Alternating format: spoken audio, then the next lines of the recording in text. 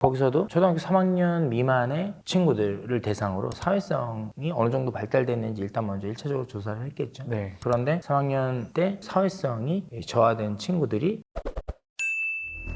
원장님 혹시 어릴 때 그런 기억 있지 않나요? 이제 너무 친구랑 신나게 놀다가 네. 밤에 늦어가지고 이제 집에 네. 가서 엄마한테 엄청 혼나고. 매일 그래서 저도 네. 그랬던 경험이 되게 많은데 어릴 때 이런 아이들의 놀이 경험들이 나중에 사회성 발달에 지단 영향을 미친다고 제가 들었어요. 네네. 맞는 말인가요? 그럴 수밖에 없죠. 왜냐하면 아이들 입장에서 놀이라는 거는 어떻게 보면 작은 사회들이거든요. 그러니까 각각 놀이마다 역할들이 있을 거잖아요. 그러면 이제 그 역할에서 행해야 되는 어떤 그런 부분들이 있겠죠. 이제 그런 것들을 수행하면서 자기의 위치라든가 그리고 다른 타인과의 관계 이런 것들을 이해하게 되잖아요. 그러니 놀이를 많이 한 친구들은 사회성이 좋아질 수밖에 없는 거죠. 지금 이 얘기를 하니까 이게 뇌과학 하면 떠오르는 분 있잖아요. 장동선. 아, 네네네. 네, 그분께서 이런 말씀 하셨어요. 그러니까 인간을 포함한 포유류들, 뭐 많잖아요. 뭐 강아지도 있고, 네. 원숭이도 있고. 이런 포유류들이 그 유년기 시절에 노는 어떤 형태들이 굉장히 비슷하다. 타인을 모방한다든지, 네. 또 롤플레잉도 그 안에 또 포함될 수 있겠죠. 네. 뭐 이런 모든 것들이 놀이 환경 속에서 네. 이제 자신의 위치를 인지할 수 있는 어떤 하나의 기회가 되는 거죠. 그래서 놀이들을 통해서 사회성이 발달된다. 이런 것들을 유튜브에서 굉장히 크게 강조하신 분.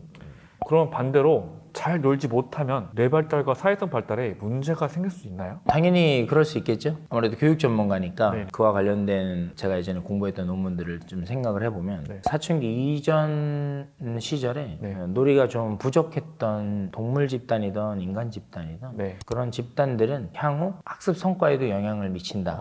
부정적 영향을 미친다라는 연구 결과가 많아요. 그러니까 좀 전에 언급한 장동선 박사님께서 네. 그 유튜브에 나와서 하신 논문 결과가 재미있는 결과들이 많았는데 거기서도 초등학교 3학년 미만의 친구들을 대상으로 사회성이 어느 정도 발달됐는지 일단 먼저 1차적으로 조사를 했겠죠. 네. 그러고 나서 이제 그 친구들이 8학년 이후, 그러니까 중학교 2학년, 3학년이 됐을 때 네. 이제 추적 조사를 한 거예요. 어떻게 학습 성과가 다른지를 비교해 본 거죠. 네. 그런데 3학년 때 사회성이 저하된 친구들이 중학교 2학년, 3학년 때도 학습 성과가 현저히 낮았다. 왜 그럴까 생각을 해보면 아무래도 이게 사회성이 좋은 친구들은 공부하는 환경에서도 조금은 더 발언권이 있지 않을까요?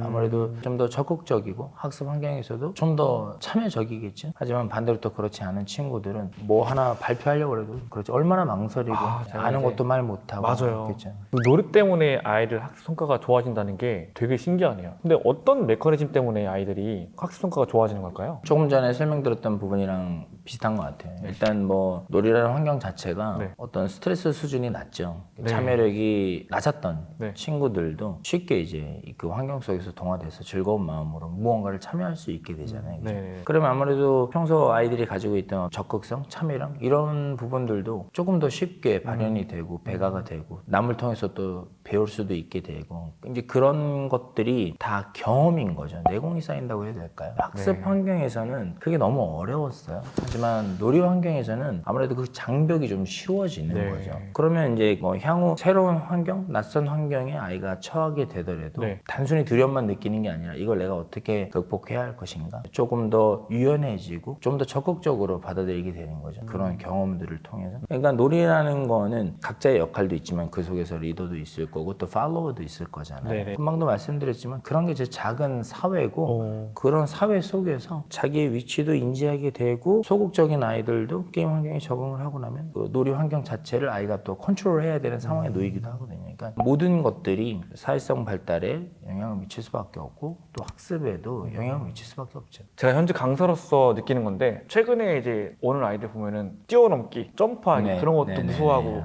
네, 이제. 울고 그러잖아요. 네. 근데 그게 해가 갈수록 점점 더 심해지는 것 같아요. 맞아요. 지능은 높아지는 것 맞아요. 같은데 초등학교 2학년, 3학년임에도 불구하고 네. 굉장히 낮은 장애물 정도도 쉽게 두려움을 느끼거나 심지어 이제 도전도 못하고 울거나 이런 친구들이 상당히 맞아요. 많죠. 그래서 장동선 박사님 얘기를 또 하자 보면 네. 이런 말씀을 하셨어요. 네. 공부도 놀이처럼 하면 얼마나 좋을까. 생각을 해보면 공부를 놀이처럼 하는 환경이 있나요? 네, 있네요. 네. 저의 플레이즘이 네. 그렇죠.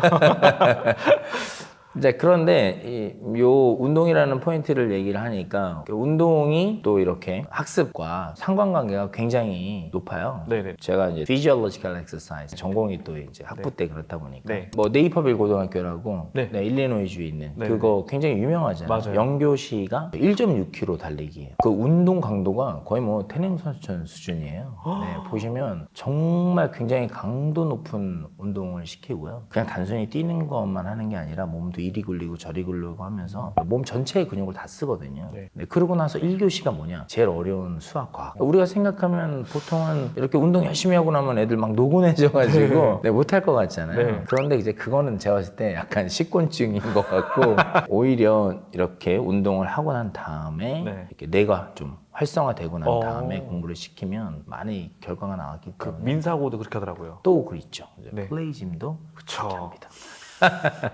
모르고 네. 일할 때는 정말 재밌는 것이구나라는 느낌이 강했는데 네, 지금 네, 네. 알면 할수록 정말 아이들한테 너무나 좋은 네, 환경이구나. 맞습니다. 제 자식을 여기서 가르칠 수 있는 게 복이라고 생각해요. 선생님들이 다 학원으로 아이를 보내잖아요. 네, 그런 그렇죠. 학원이 또 있을까요? 내 자식을 보낼 수 있는 학원이라는 게. 교습소나 학원 창업을 생각하시는 선생님들이라면 저희 플레이짐 꼭 많이 좀 알아봐 주셨으면 좋을 것 같아요. 네, 저희 진심이 좀 통했으면 좋겠어요. 저희가 진짜 네, 맞습니다. 너무 좋아서 말씀드린다는 거 알아주시면 좋겠습니다.